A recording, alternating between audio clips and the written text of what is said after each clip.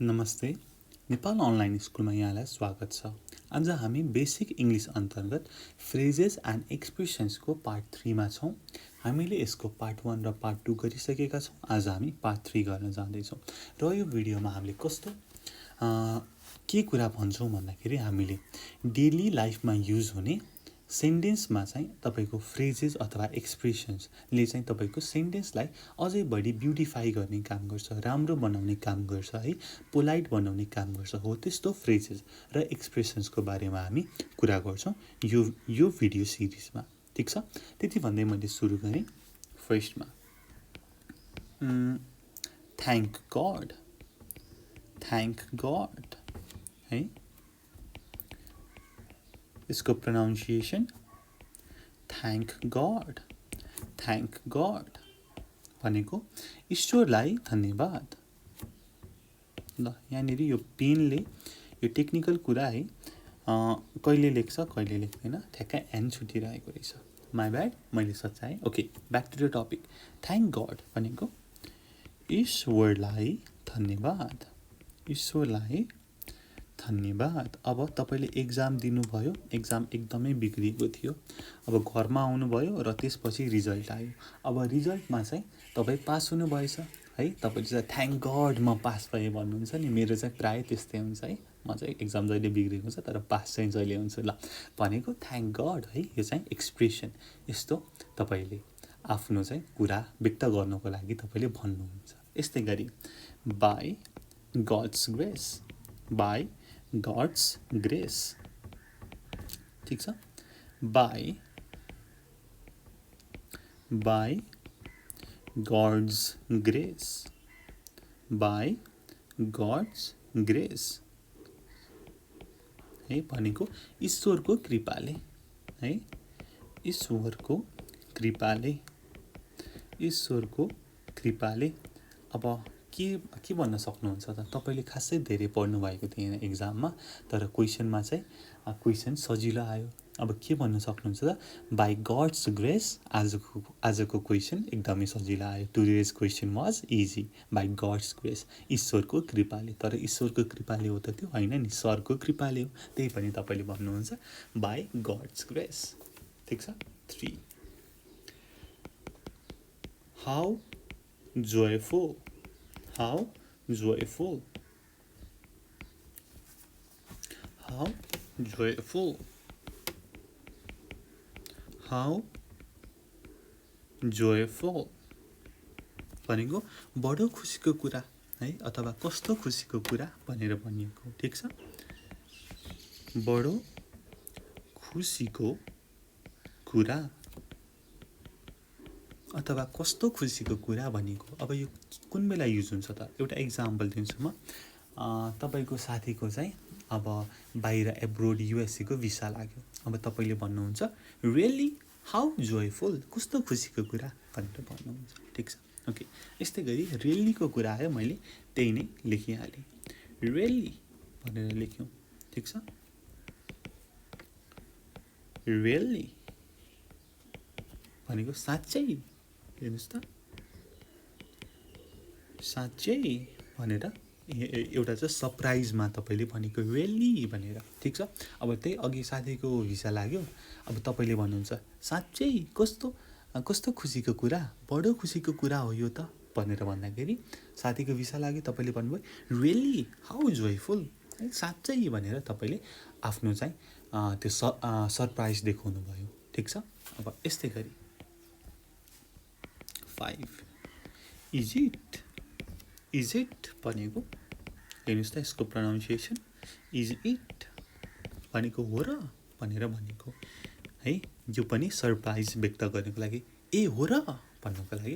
अब त्यही नै साथीको भिसा लाग्यो, तपाईँले भन्नुभयो is it how joyful, wow that's nice, is it है, ए हो र भनेको तपाईँको चाहिँ विश्वास नलागेर तपाईँले एकचोटि चाहिँ कन्फर्मेसनको लागि इज इट भनेर भन्नुहुन्छ।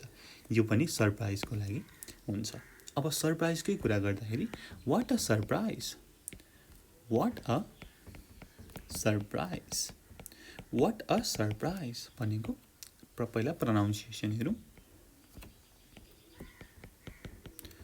What a surprise what a surprise भनेको के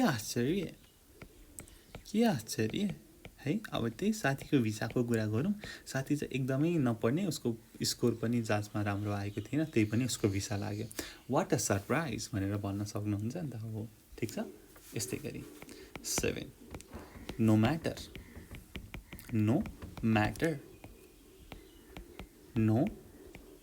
म्याटर भनेको केही छैन भनेर भनेको हो। केही छैन, नो म्याटर, केही छैन। 8 I'm afraid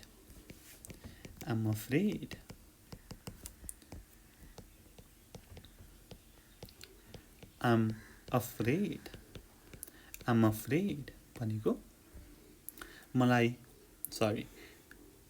I'm afraid भनेको मलाई माफ गर्नुहोस्। त्यो डराउनेवाला अफ्रेड हैन, मलाई माफ गर्नुहोस्। ठिक छ,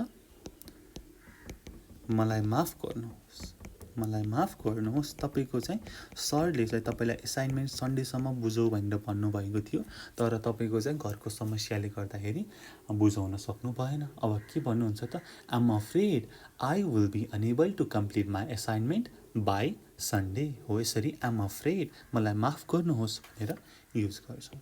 ठिक छ। यस्तै गरी 9 थ्याङ्क्स एनीवे। ठिक छ, थ्याङ्क्स एनीवे। हेरौँ त यसको प्रोनाउन्सिएसन। थ्याङ्क्स एनीवे भनेको जे होस् धन्यवाद। तपाईलाई चाहिँ कलम चाहिरहेको थियो, तपाईले रामसँग पनि माग्नुभयो, श्यामसँग पनि माग्नुभयो। पहिला श्यामले तपाईलाई कलम दियो, अनि त्यसपछि आएर रामले तपाईलाई कलम दियो। तपाईसँग त कलम भइसकेको थियो। अब तपाईले भन्नुहुन्छ thanks anyway, Shyam has already given me one भनेर भन्न सक्नुहुन्छ। थ्याङ्क्स एनीवे, जे होस् धन्यवाद है, उसले त सहयोग त गर्न खोजेको हो नि। सो थ्याङ्क्स एनीवे भनेर भन्न सक्नुहुन्छ। यस्तै गरी 10 मा हेरौँ त, वाट्सअप भनेर हामी नै भन्छौँ नि हैन, साथीहरूलाई भेटेपछि वाट्सअप। ल हेर्नुहोस् त, वाट्सअप भनेको माथि के छ भनेको हो त, माथि त आकाश छ। तर यो वाट्सअप भनेको त्यस्तो हैन। वाट्सअप भनेको के गर्दै हुनुहुन्छ, के छ भनेर भनेको। के गर्दै हुनुहुन्छ, के गर्दै हुनुहुन्छ है। यो चाहिँ तपाईले अलिकति इन्फर्मल ल्याङ्ग्वेज हो। तपाईले यो चाहिँ साथीहरूलाई चाहिँ भन्न सक्नुहुन्छ वाट्सअप भनेर। अनि अब वाट्सअप भनेर ड्याडी हैन, मम्मी, प्यारेन्ट्सहरूलाई चाहिँ भन्न अलिकति सुहाउँदैन है। वाट्सअप भनेको के गर्दै हुनुहुन्छ। 12 पनि 11, माई ब्याड। एज यु विस भनेको एज यु विस भनेको तिमी जे चाहन्छौ।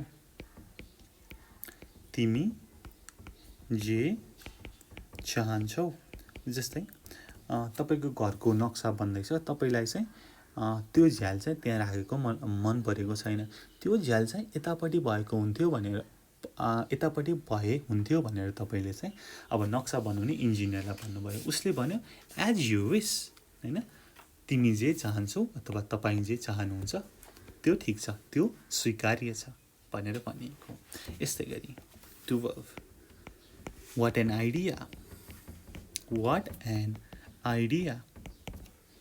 ठिक छ, व्हाट एन आइडिया भनेको कति राम्रो विचार अथवा कति राम्रो बुद्धि भनेर भनेको। कति राम्रो विचार हैन, कति राम्रो जुक्ति पनि भनिन्छ है। अब शनिबार चाहिँ के गर्ने भनिरहेको थियो हैन। अब गरिब महिना छ, रामले भन्यो स्विमिङ खेल्न जाउँ। अब त्यो चाहिँ कसैको दिमागमा आएको थिएन, अनि तपाईले भन्नुभयो व्हाट एन आइडिया, कस्तो राम्रो विचार, कति राम्रो बुद्धि भनेर भन्नुहुन्छ। यस्तै गरी 13 माइन्ड योर टङ अथवा माइन्ड योर ल्याङ्ग्वेज पनि हामी भन्छौँ। Mind your tongue, mind your tongue भनेको होस् गरेर बोल्नुहोस्, जे पाए त्यही नबोल्नुहोस्, ठीक छ। होस् गरेर बोल्नुहोस्, बोल्नुहोस्, ठीक छ। अब यो चाहिँ कसैले चाहिँ तपाईको बारेमा अथवा केहीको बारेमा चाहिँ अब नराम्रो केही भनिरहेछ, झुटो केही बोलिरहेछ, त्यो चाहिँ तपाईले चाहिँ सहन सक्नु भएन। त्यसपछि के भन्नुहुन्छ, mind your tongue, mind your language भनेर भन्नुहुन्छ है। यो चाहिँ अरूले जथाभावी बोलेको, नराम्रो बोलेको बेला तपाईले उसलाई चुप लाग, जे पाए त्यही नबोल, होस् गरेर बोल भन्नको लागि माइन्ड योर टङ भनेर युज गर्नुहुन्छ। यस्तै गरी 14 हेरौँ। That would be great. That would be great. ठीक छ। That would be great. That would be great भनेको धेरै राम्रो हुन्थ्यो अथवा धेरै मजा हुन्थ्यो नि भनेर भनेको। धेरै राम्रो हुन्थ्यो नि, धेरै राम्रो हुन्थ्यो नि भनेर भनेको। That would be great.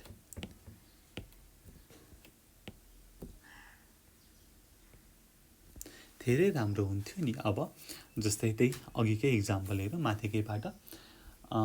अब शनिबार के गर्ने भनिरहेको थियो, अनि अब स्विमिङ खेल्न जाउँ भनेर रामले भन्यो, तर शनिबार त पानी पर्ने भनेर भन्छ मौसम के अरे वेदर फोरकास्टले हैन, तर द्याट विल बी ग्रेट, धेरै राम्रो हुन्थ्यो जान पाए त भन्न खोजेको, ठीक छ।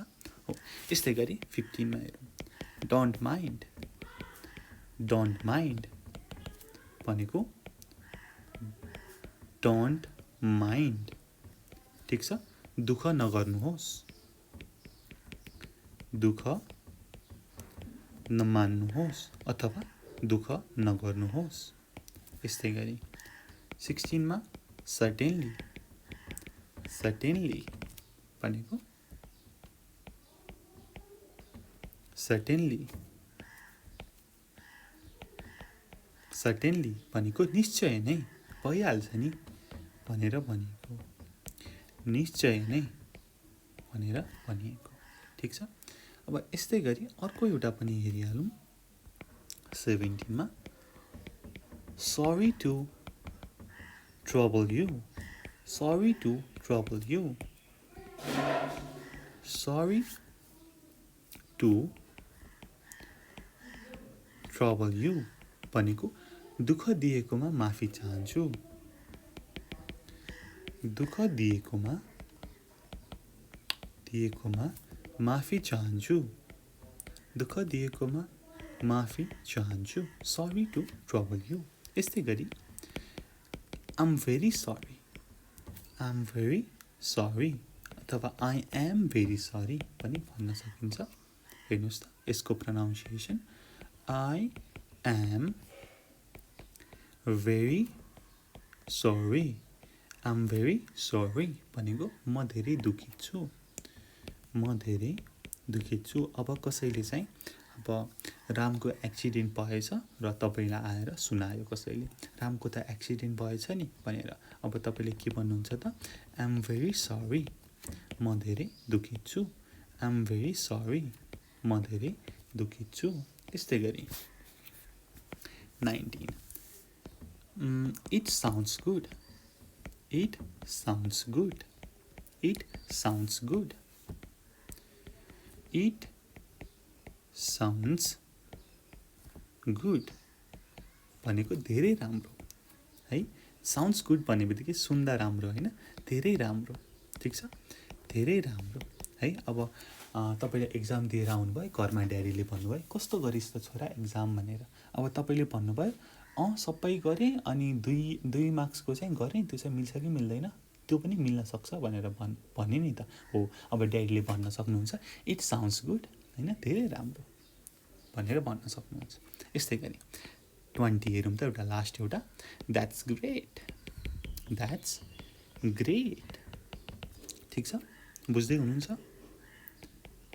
द्याट्स ग्रेट, द्याट्स ग्रेट भनेको धेरै राम्रो है, एकदमै राम्रो, ठिक छ, द्याट्स ग्रेट। अब अघिकै कुरामा अब एक्जाम दिएर आयो, ड्याडीले सोध्नुभयो कस्तो गरिस् भने, यसपालि त 100 मा 100 आउँछ होइन, 100 मा 100 आउँछ भन्नुभयो भने ड्याडीले भन्न सक्नुहुन्छ द्याट्स ग्रेट, हाउ एक्साइटिङ है, यस्तै यस्तै भन्न सकिन्छ है।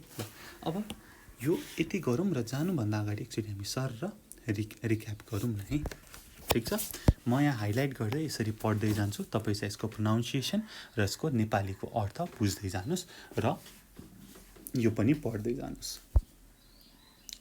Thank God, thank God, by God's grace, by God's grace. How joyful, how joyful. Really, really, is it, is it? What a surprise, what a surprise. No matter, no matter. I'm afraid, I'm afraid. Thanks anyway, thanks anyway. What's up, what's up? As you wish, as you wish. What an idea, what an idea. Mind your tongue, mind your tongue. That would be great, that would be great. Don't mind, don't mind. Certainly, certainly. Sorry to trouble you, sorry to trouble you. I'm very sorry, I'm very sorry. It sounds good, it sounds good. Finally, that's great, that's great. र यसरी नै हामी अरू पनि गर्नेछौँ। तपाईँले सबै हेर्नु होला र केही समस्या भए हामीले कमेन्ट गर्न सक्नुहुन्छ, डिस्क्रिप्सनमा दिएको फोन नम्बरमा फोन पनि गर्न सक्नुहुन्छ। त्यति भन्दा यो भिडियो यहीँ टुङ्ग्याउन चाहन्छु। Thank you so much for watching. Until next time, goodbye, keep learning. Jai Chandra Surya, piece.